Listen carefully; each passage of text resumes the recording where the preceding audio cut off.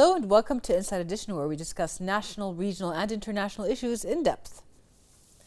Following the royal directives of His Majesty King Hamad bin Isa Al Khalifa to preserve the authentic Bahraini identity, the Minister of Interior, Lieutenant General Sheikh Rashid bin Abdullah Al Khalifa, announced the launch of the national plan to promote the spirit of belonging to the nation and reinforce the values of citizenship, بحريننا, in March 2019. Since that time, بحريننا has been featuring more than 100 initiatives implemented in collaboration with 25 ministries and organizations through 5 main tracks centered on belonging programs, public relations campaigns, as well as media initiatives. To talk more about that, we are pleased to be joined by the Director of the Executive Office of the National Plan to promote the spirit of belonging to the nation and reinforce the values of citizenship, بحريننا, Ms. Hala Sleiman.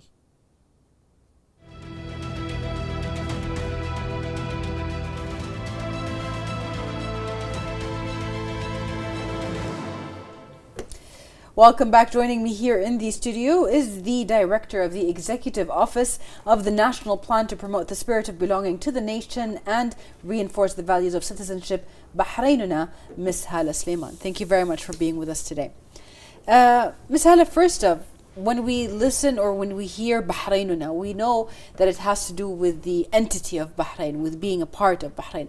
But the specifics, the establishment and what the goals are, we don't. Can you explain that to us, please? بحريننا, of course, is an Arabic word which means our Bahrain. It also stands for our national anthem, which is called بحريننا. And it's a national plan to enhance and to ensure the spirit of belonging to the nation, and also to instill national values. It's a national plan that is a translation and interpretation of His Majesty the King's vision with relevance to national unity and the importance of belonging and national values. Yes. In my intro, I mentioned that the actual plan to promote the spirit of belonging to the nation and reinforce the values of citizenship was actually launched in 2019. And there's so much support from the leadership and from the government to this program specifically. How do you value this royal and government support to all the efforts that aim to preserving the genuine Bahraini identity and values of citizenship? بحريننا as a national plan, as you mentioned, was launched in March 2019. However, the work on it started earlier, around January 2018, where it became an interpretation by His Excellency the Minister of Interior to His Majesty the King's vision and directives.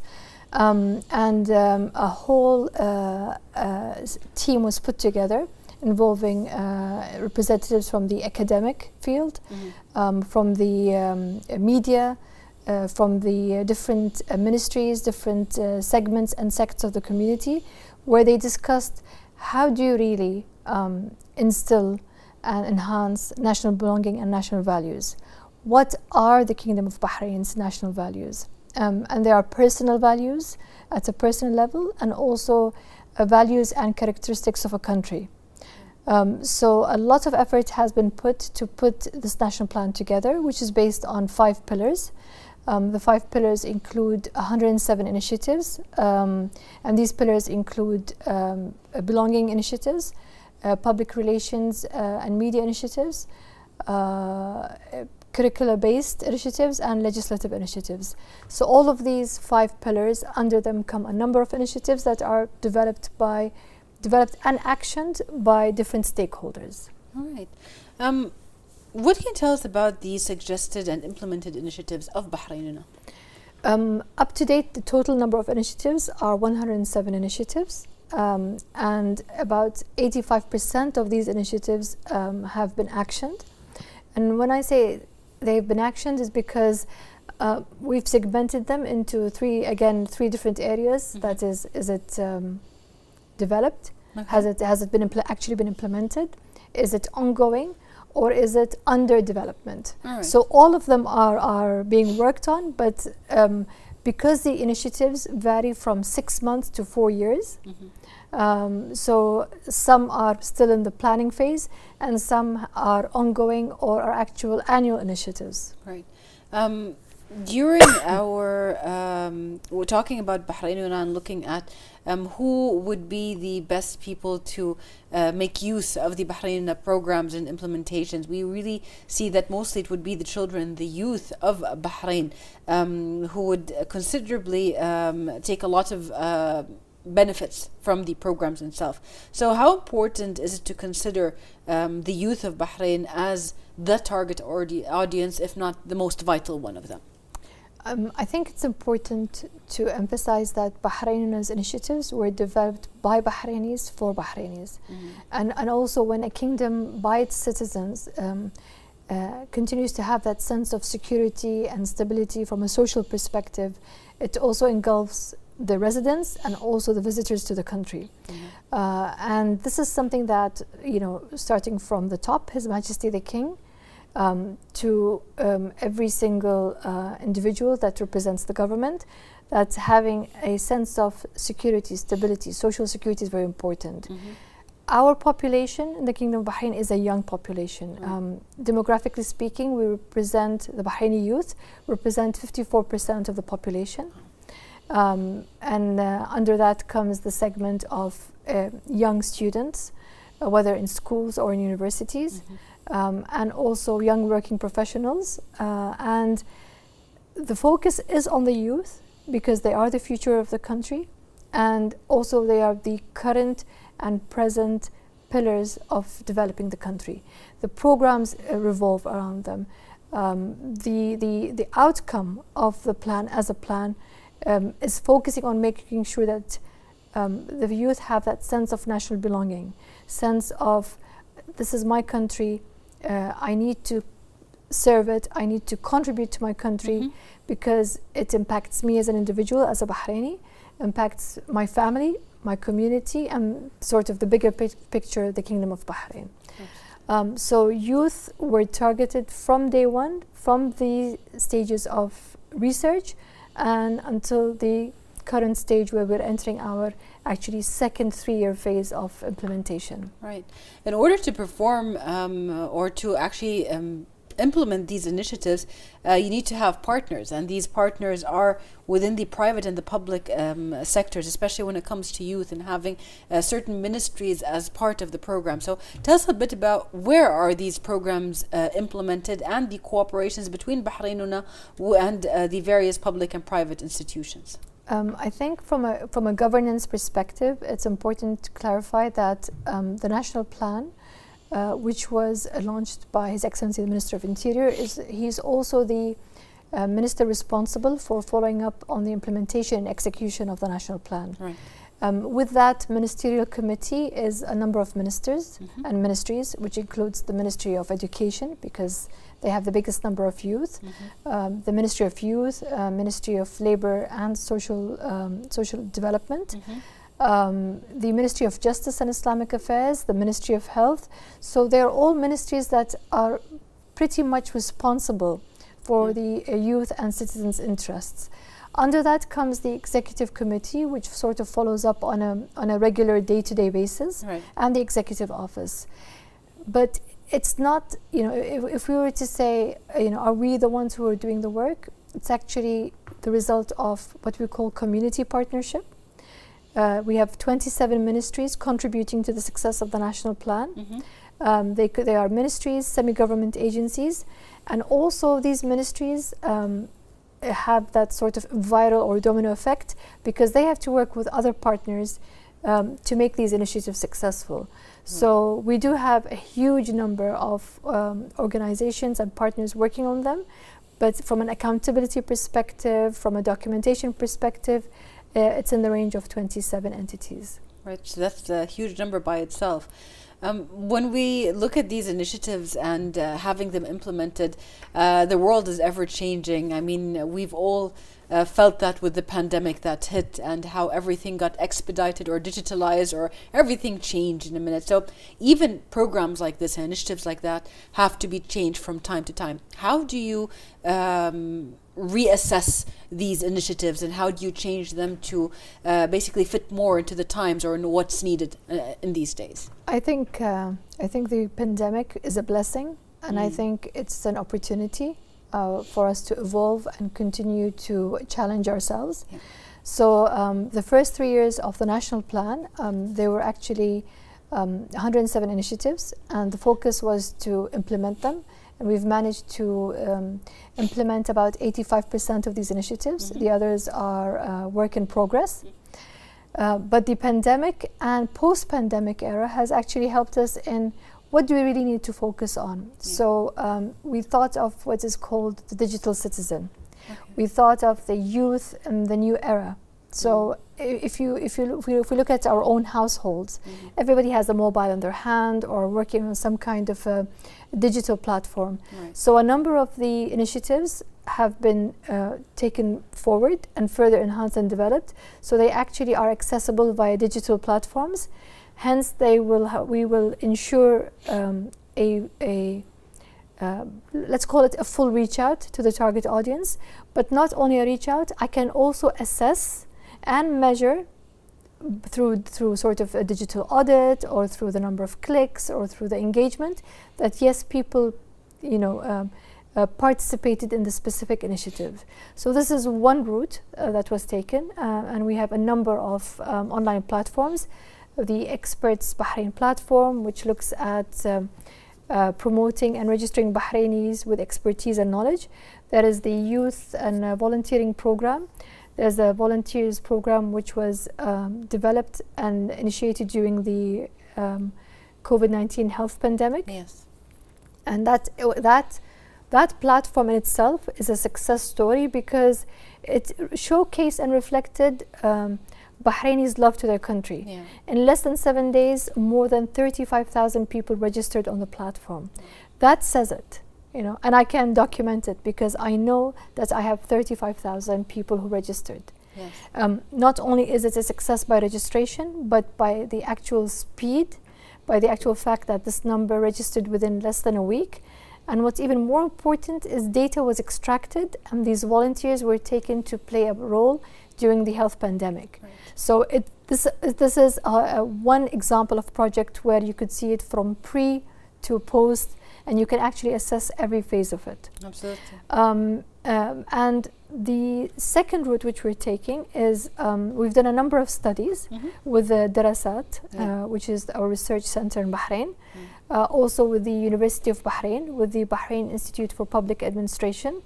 And we've done a number of studies, either opinion polls, or at the moment we're working on very interesting research, which will take us to developing the national plan further, is identifying certain elements of social behavior. And these elements of social behavior, which part of it needs either enhancing or improving, or there is a gap, and developing social experimentation programs related to it. I'm actually very proud to say that at the moment it's in its pilot phase, but it's also the first, probably in the Arab world, where we're designing such a research project based on social experimentation. So rather than have 107 initiatives, actually be more focused on which gaps do we really need to fill in to enhance national belonging and instill national values. So I would say the digital era and research and social experimentation are the two elements we would be working on over the next couple of years. That's amazing. Having those facts and figures and suggestions visually in front of you helps you to improve and perfect actually the initiatives already available and come up with new ones as well. Bحريننا, as we've talked about, main point is to instill and basically strengthen that belonging to the nation and to reinforce the values of citizenship. And Bahrainis take especially their belonging to the nation during the National Day holiday celebrations very seriously. What can you tell us about Bحرينna's support and participation in the national and social celebrations as well as heritage-related activities? Okay.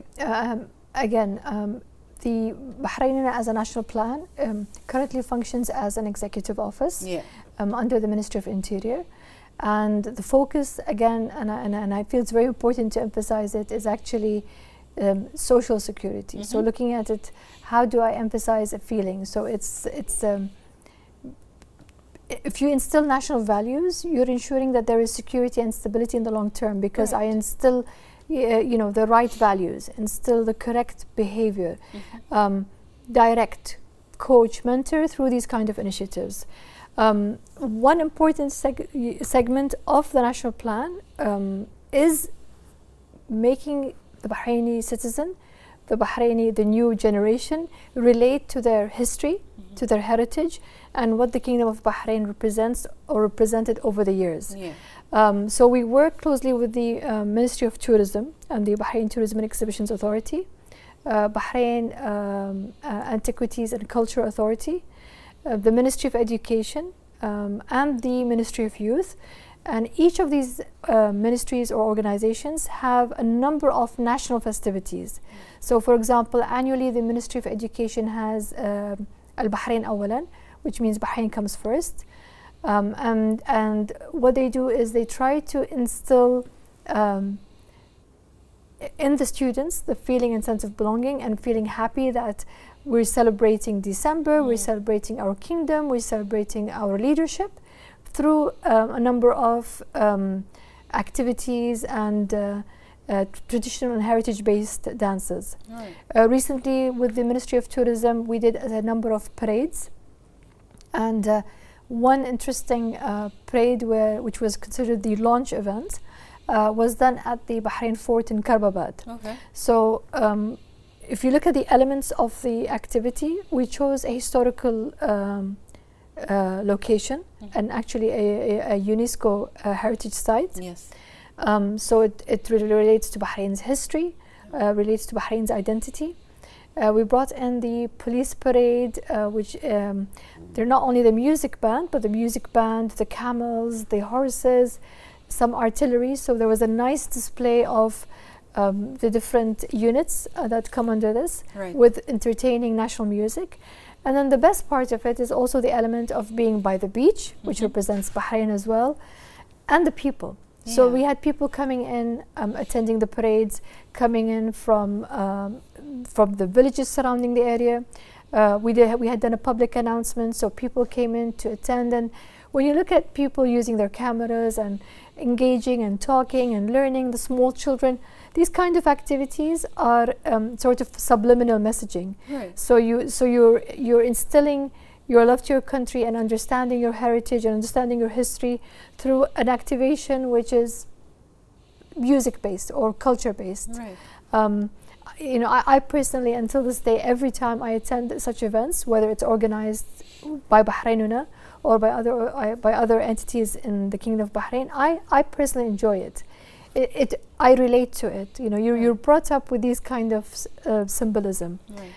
Other activities like the culture festival that used to be organized by the Bahrain Authority for Culture and Heritage. Again, it's a whole tour of different representation of what the heritage is. There is the Heritage Village, which is managed by the Ministry of Information Affairs. And again, what they've done is they've done a nice mix. So the ambience is a typical Bahraini village. With sort of the elements of Bahraini houses, of how they used to historically being built. And they have a number of entrepreneurs. So it's a nice fusion of history and the future. And there's different elements of entertainment, whether folklore dances, songs, showcasing Bahraini food. If I as an individual start understanding my history and where my food came from, where these dances came from, why were the houses designed at such a stage, it keeps me going for the future and keeps me wanting to, this is how my country started and this is where I want to take it further, but without leaving our history and heritage aside. It's the basis of our future. You cannot disconnect. We are a continuation of what our forefathers and grandfathers and the previous generation built over the years. So, and this was actually part of a focus group where the youth themselves were saying, we're not the beginning, we're a continuation of it. So they're actually the ones who echoed such statements. I mean, I love them having that kind of idea. And one thing that you mentioned, I mean, the Heritage Village by itself, because we are at the ministry and because the ministry has been running it for a while now, every year there are more programs that are added and that really go to the depth and to the core of the values of Bahrain's citizens and Bahrainis, and also of the history. I mean, when you see the different aspect of it, not just the folk or dances, but also the history, how things used to be made, why they have changed with time, what are the influences that have influenced, that by itself brings out a lot of pride. When we talk, you talked also about taking out the camera and filming these kind of things. Each media piece that comes out there is more of like a real gratitude and a sign of pride of being Bahraini, because they are sharing these moments together. And that brings us to my next question, social media. Social media has really facilitated so much communication directly with your target audience, or even in providing this mass awareness or this mass kind of announcements when it comes to the initiatives that are being done, not just by Bحريننا, but specifically about Bحريننا. How do you make use of these platforms that are available now to communicate with your target audience, or to generally to people, making them aware of the programs? We're now in the digital era, so it's very important because we're talking to the youth. And we've, as I mentioned earlier, that we're working on developing a number of initiatives so that there is a clear reach out, but not just reach out, and it's something that we can assess. A number of initiatives that were designed were actually comes under events and activities. So, for example, I think just prior to the health pandemic, we had a digital photography called Bahrain in Our Eyes. And basically more than 400 or 500 participants, Bahrainis, residents, and even visitors to Bahrain, participated in the competition. And it was interesting to see the engagement, because they were taking photos, and one of the criteria and conditions was to upload it on social media. And of course, we went through the whole works of having a competition, but what's most important is until this day, all of these participants continue to send us photos of Bahrain. So the engagement continued, the activation continued, and I think that's sort of the impact that you want to create. So if I come and say numbers, I'd say 500 participated, 800 photos were registered, but I think that these are just numbers. The impact is, until 2 years post this event, I still have people contributing with photos to our social media channels, because we're also on social media. If we talk from an initiatives perspective, in the coming phase, we've transformed a number of initiatives so that they're actually digital based, and they are either website platforms that can be accessed also via different technology-based tools. So one of the examples we had mentioned earlier is the Whatani magazine. It used to be a traditional magazine 10 years ago, designed based on cartoons.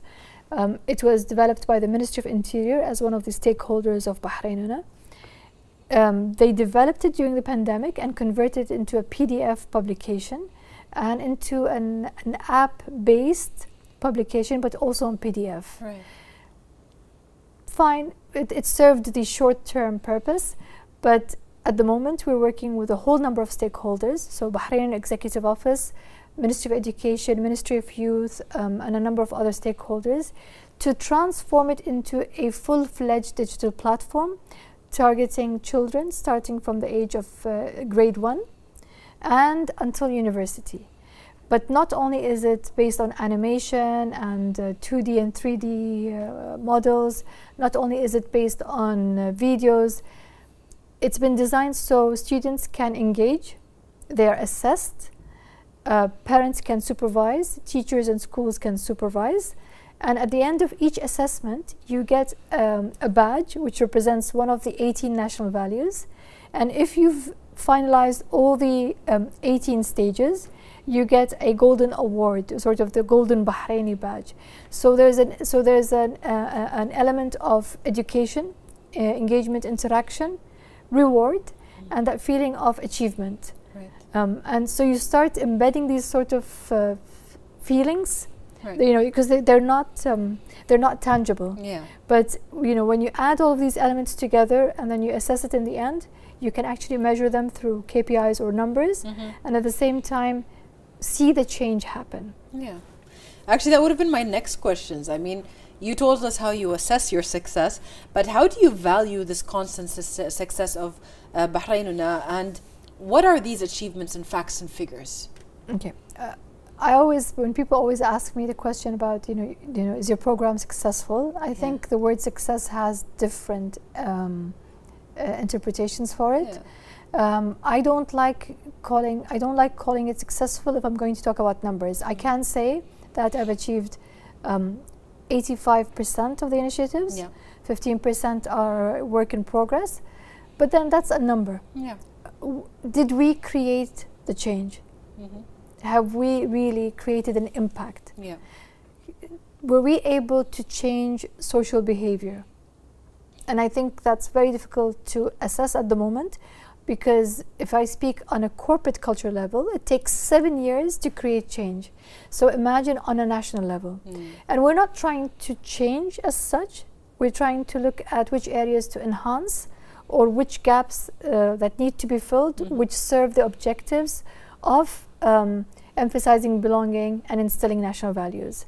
So I'm being very careful with the words, because it's important, because immediately the first sort of reaction would be, why are you judging my love to my country? Or why do you think that I do not, or why do you assume that I don't have national values? But it's not the case. We're just trying to, through this national plan, through the collaborative work of a big number of government and NGOs and citizens, to put together a national plan that will help creating the sense of belonging and instill the values. We're trying to make sure that they're measured through opinion polls, through a number of audits, and also I mentioned earlier that we're working on a very interesting study and research, which is in cooperation with the Bahrain Institute for Public Administration, University of Bahrain, and also Dirasat played a role, our strategic research center. And it's one of the first studies as such, where we're looking at specific social behaviors and researching them, and we're looking at very specific, like the most sort of observed, let's say, social behaviors, let's say in the work area and on the day-to-day life. Research them, find out what are the requirements which need to be enhanced or gaps filled, and then develop a number of projects to create social experimentation.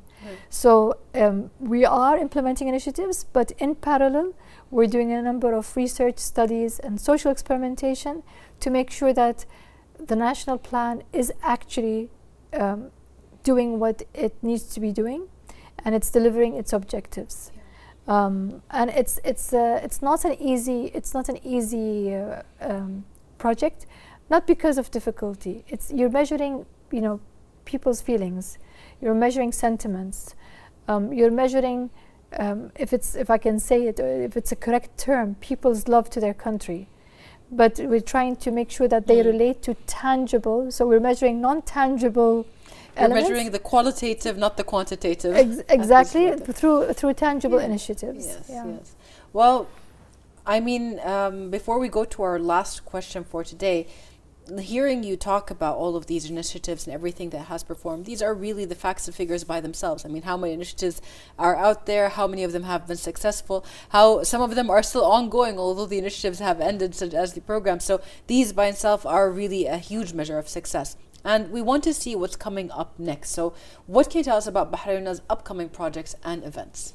I think what's interesting is every single participant in the national plan has played an amazing role, starting from the leadership's patronage and vision to the youngest employee or intern working on with us in the executive office.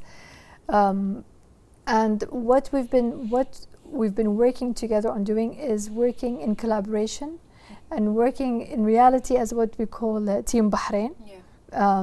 We work collectively in collaboration to make sure how we can put our efforts together, put our resources together, deliver the objectives, and at the same time deliver them with a lot of economic and financial viability.